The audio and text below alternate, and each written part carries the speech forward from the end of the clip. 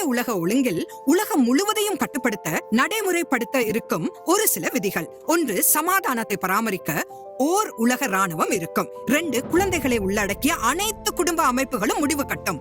3. ஓர் உலக காவல் படை உருவாக்கப்படும். 4.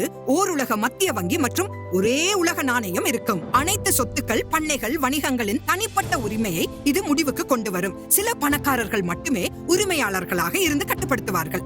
கருத்தரிப்பு கட்டுப்பாடு மற்றும் கட்டாயமாக்கப்பட்ட பல தடுப்பூசிகள் நடைமுறைக்கு வரப்படும். 7வது சுகாதாரம், ஷாப்பிங் மற்றும் பயணத்திற்காக ஒவ்வொரு குடிமகனுக்கும் மைக்ரோசிப் அல்லது நுண்சில்லு பொருத்தப்படும். அனைத்து இயற்கை மருந்துகளும் மற்றும் அத்தியாவசியமற்ற விமான பயணங்களுக்கும் தடை விதிக்கப்படும். 9.